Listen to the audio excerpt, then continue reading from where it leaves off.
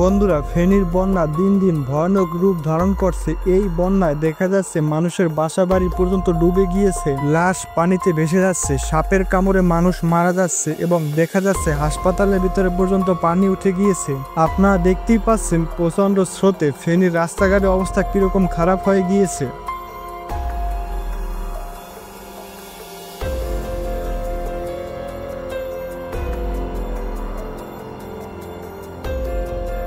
বন্যার অবস্থা দিন দিন খারাপ থেকে খারাপ হয়ে যাচ্ছে। এর কারণে ধারণা করা হচ্ছে পুরো ফেনী শহর পানির নিচে তলিয়ে যাওয়ার সম্ভাবনা রয়েছে। সেখানকার কারোর সাথে যোগাযোগ করা যাচ্ছে না। বাংলাদেশের বিভিন্ন জেলার মানুষ তাদের সাথে যোগাযোগ করতে পারছে না। দেখুন বন্ধুরা, যারা বন্যার পরিস্থিতিতে ফেসে আছে তারাই জানে তারা কত খারাপ অবস্থায় রয়েছে। এমনকি সেইখানকার প্রবাসী ভাইরা তাদের স্বজনদের সাথে কথা বলতে না পেরে দিন দিন অসুস্থ হয়ে পড়ছে। তাদের বাবা মা ভাই বোন তারা বেঁচে আছেন কিংবা মরে গেছেন তাও জানতে পারছেন না। তারা রাস্তাঘাট পানির নিচে তলিয়ে গিয়েছে, যার কারণে তাদের কাছে সাহায্য পৌঁছানো সম্ভব হচ্ছে না। এছাড়া বিভিন্ন জায়গায় দেখা যাচ্ছে 2 তলা বাসার ভিতরেও পানি ঢুকে গিয়েছে।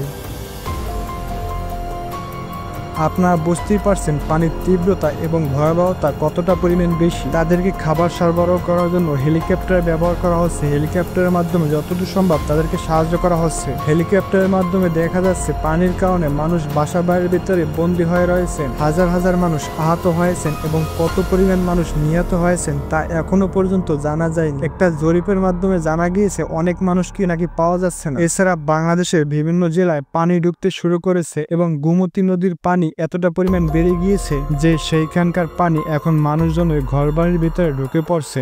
ঘরে অনেক পানি, তাই জন্য আমরা অন্যজনের বাড়িতে যাইতে হবে। ফেনী সহ বিভিন্ন জেলায় পানি ঢুকে পড়েছে। এছাড়া গোমতী নদীর পানি বিপদ সীমার 85 সেন্টিমিটার উপর দিয়ে বইছে। এছাড়া তীব্র স্রোত এবং পাহাড়ি ঢলের কারণে ঢাকা এবং চট্টগ্রাম মহাসড়কে পানি উঠে ভরে গিয়েছে। হঠাৎ বন্যা হওয়ার কারণে মানুষ তাদের ঘর থেকে দামি জিনিস বের করা তো দূরের কথা, জীবন নিয়েও বের হতে পারেননি অনেক মানুষ। ঘুমন্ত মানুষ চিন্তাও করেনি তাদের ঘর বাড়ি এইভাবে পানির নিচে তলিয়ে যাবে। এই যে দেখেন আমার বাড়ি ছিল, বাড়ি দিয়ে গেছে। এছাড়া ফেনীর হাজার হাজার একর জমির ফসলগুলো নষ্ট হয়ে যাচ্ছে। এছাড়া তিস্তা নদীর চর অঞ্চলের ঘরবাড়ি এমনভাবে পানির নিচে তলিয়ে যাচ্ছে যে ঘরবাড়ির চিহ্ন পর্যন্ত খুঁজে পাওয়া যাচ্ছে না।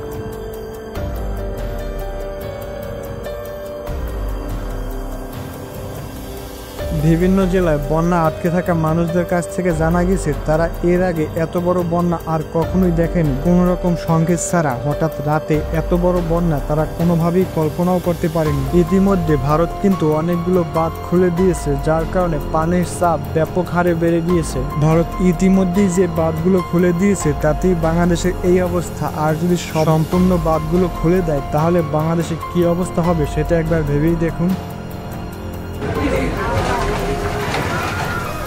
বাংলাদেশের নোয়াখালী, ফেনী এবং সিলেট এই 3টি জেলার মানুষ বন্যার কবলে পড়েছেন এবং তারা বিভিন্ন প্রকারের পানিবাহিত রোগে আক্রান্ত হচ্ছেন। ইতিমধ্যে নোয়াখালীতে কিন্তু 10 জনের থেকেও বেশি মানুষ মারা গিয়েছেন। এই লোকগুলো কিন্তু শহর অঞ্চলের মানুষ। কেননা গ্রাম অঞ্চলের পরিস্থিতি এতটাই ভয়াবহ যে সেখানে কতজন মারা গেছে বা কতজন জীবিত রয়েছে তা এখনো পর্যন্ত জানা যাচ্ছে না। বাংলাদেশের বন্যার জন্য ভারতের অনেক হাত রয়েছে, কারণ বাংলাদেশে যখন পানির প্রয়োজন হয় না তখন ভারত পানি দিয়ে বাংলাদেশ তলিয়ে দেয়, আর যখন বাংলাদেশে পানির প্রয়োজন হয় তখন ভারত পানি না দিয়ে বাংলাদেশকে পুরো শুকিয়ে দেয়। আপনারা আমাদের এই ভিডিওতে দেখতে পাচ্ছেন কিভাবে একের পর এক বিল্ডিং, একের পর এক দোকানপাট পানির নিচে তলিয়ে যাচ্ছে। সবাই সবাইকে মাফ করে দিবেন, আল্লাহর রাস্তে সবাই সবাইকে আল্লাহর রাস্তে মাফ করে দিবেন। সব থেকে বিপজ্জনক বিষয় হচ্ছে এই পানি বাংলাদেশের 11টি জেলায় ঢুকে পড়ার সম্ভাবনা রয়েছে। বিপদ সীমার সর্বোচ্চ কাছাকাছি রয়েছে বাংলাদেশের নদী পূর্বক এলাকাগুলো, যেমন সিলেট, সুনামগঞ্জ, ফেনী, বরিশাল। এই জেলাগুলোতে যে কোনো সময় বন্যা ভয়ানক রূপ ধারণ করতে পারে। সব মিলিয়ে ফেনীর প্রায় কয়েক লক্ষ মানুষ বাসস্থান হারা হয়েছে।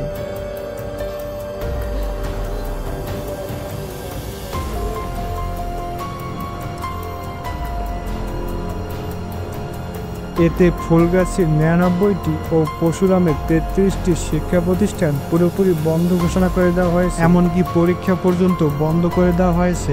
স্থানীয় জেনারেল হাসপাতাল থেকে শুরু করে সকল হাসপাতালে পানি ঢুকে গিয়েছে। হাসপাতালের রোগীদেরকে হাসপাতাল থেকে বের করে দেওয়া হচ্ছে, কেননা তাদের জীবন অনেক বেশি গুরুত্বপূর্ণ। একতলা ভবন ডুবে গিয়ে বহুতলা ভবনে পানি উঠে গিয়েছে। পানি উন্নয়ন বোর্ড থেকে জানানো হয়েছে, সকাল থেকে মোহরা নদীর পানি বিপদসীমার 36 সেন্টিমিটার উপর দিয়ে প্রবাহিত হচ্ছে।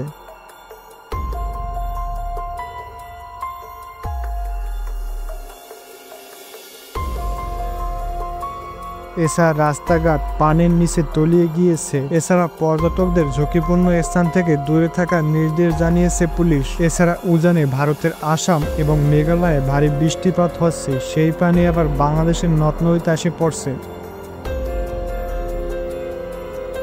যার কারণে বাংলাদেশের বন্যা পরিস্থিতির দিন দিন অবনতি ঘটছে।